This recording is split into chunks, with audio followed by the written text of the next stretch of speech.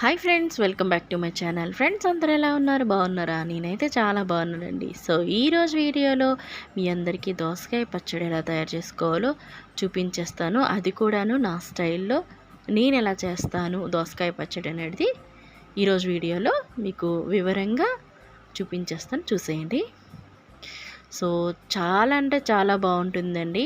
ఒక్క స్పూన్ దోసకాయ అంటే పచ్చడితో ప్లేట్ అన్నం తినేయచ్చు. అంత బాగుంటుంది, అంత కమ్మగా ఉంటుంది. ఒకసారి మీరు కూడా ట్రై చేయండి. ఫస్ట్ అయితే మనం దోసకాయ చెక్కునైతే తీసేయాలి. అలాగే టేస్ట్ చేయండి, అంటే చేదుందా లేదా అనేది మెయిన్.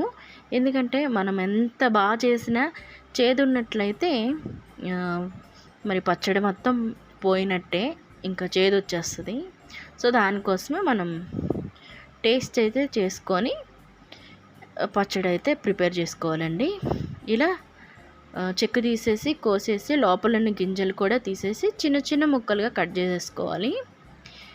నేనైతే దోసకాయ ముక్కల్ని కట్ చేసేసుకున్నాను. అలాగే 2 టమాటోల్ని ఇలా కట్ చేసేసుకున్నాను.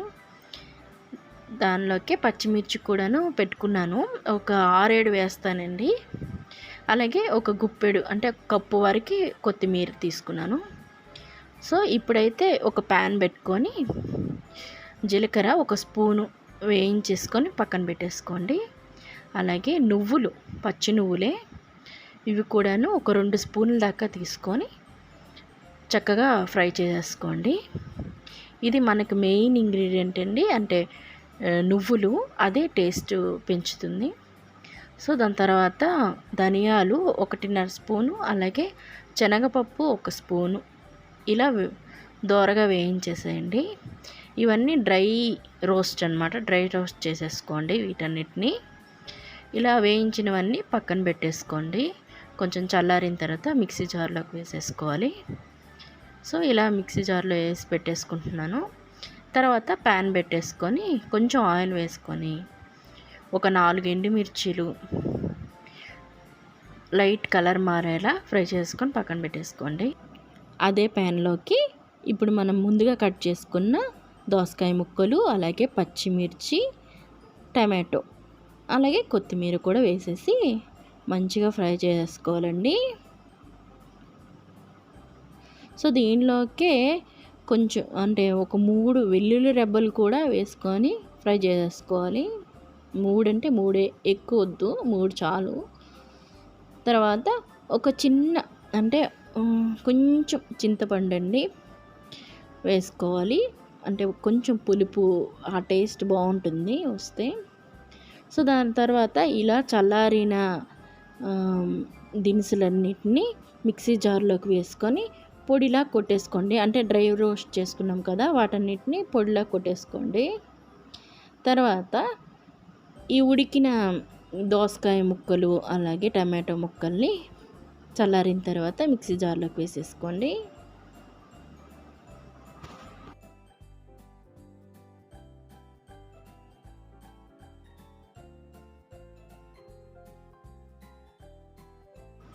ఈ దోసకాయ ముక్కల్లోకే ముందుగా మనం పొడి చేసుకున్న దినుసుల పొడి అన్నిటిని వీటిల్లోనే వేసేయాలి. వేసి తగినంత ఉప్పు వేసేసుకోండి. వేసి మెత్తగా పేస్ట్ చేసుకోవచ్చు, లేకుంటే కచ్చా పచ్చగా, మన ఇష్టం అండి, ఎలా చేసుకున్నా మన ఇష్టం. నేనైతే కొంచెం మెత్తగానే చేసుకున్నాను. సో ఈ విధంగా పచ్చడిని అయితే రుబ్బేసుకోవాలి. తర్వాత మనం దీనికి తాలింపు అయితే వేసేసుకుందాము. కొంచెం ఆయిల్ వేసుకొని పోపు దినుసులన్నిటిని వేసేసుకోండి. అంటే శనగపప్పు, మినపప్పు, ఆవాలు, జీలకర్ర, వీటన్నిటిని వేసుకొని కాస్త ఫ్రై చేసేసుకోవాలి.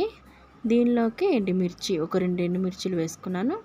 అలాగే కరివేపాకు కూడా వేసేసుకున్నాను.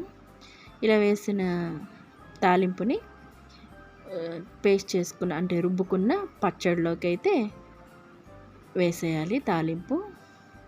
సో అంతేనండి, చాలా అంటే చాలా సింపుల్, అలాగే చాలా టేస్ట్ అండి. ఈ ఒక్క పచ్చడి ఉంటే చాలు మనకి అన్నట్టుగా అనిపిస్తుంది. కూరలు, చారులు ఏం అవసరం లేదు. చక్కగా ఇంత పచ్చడి వేసుకొని దాని మీద నెయ్యి వేసుకొని కొన్ని ఉల్లిపాయలు అలా జల్లుకొని అలా వేడి వేడి అన్నంలో కలుపుకొని తింటుంటే అసలు నోట్లో నీళ్ళైతే ఆగవండి. అంత టేస్ట్గా ఉంటుంది, అంతే స్పైసీగా, అలాగే కొంచెం పుల్లగా కారంగా నోటికి చాలా బాగా అనిపిస్తుంది. ఎవరికైనా ఒంట్లో బాగాలేనప్పుడైనా ఇలా చేసుకొని తినండి, అంటే నోటికి సహిస్తుంది అంటారు కదా, అలా ఉంటుంది. సో ఈ వీడియో అంటే ఈ రెసిపీ మీకు నచ్చిందా లేదా అనేది నాకు ఖచ్చితంగా కామెంట్ చేసి చెప్పండి. అంతేకాకుండా ఇలాంటి వీడియోలు మీకు అంటే మీరేమైనా స్పెషల్గా నాకు అడగాలి అనుకున్నాను, ఖచ్చితంగా కామెంట్ సెక్షన్లో కామెంట్ చేయండి. ఏదైనా సజెషన్ ఇవ్వాలన్నాను సజెషన్ ఇవ్వండి. అంతేకాకుండా ఈ వీడియో కనుక నచ్చినట్లయితే లైక్ చేయండి, షేర్ చేయండి. దాంతోపాటు నా ఛానల్ అయితే సబ్స్క్రైబ్ చేసుకోవడం మాత్రం మర్చిపోవద్దు. అలాగే పక్కనున్న బెల్ ఐకాన్ క్లిక్ చేసినట్లయితే నేను ఏ వీడియో పెట్టినా మీకు ముందుగా నోటిఫికేషన్ వస్తుంది. మళ్ళీ ఒక మంచి వీడియోతో మళ్ళీ కలుసుకుంటాను. Thanks for watching. Keep smiling. Bye.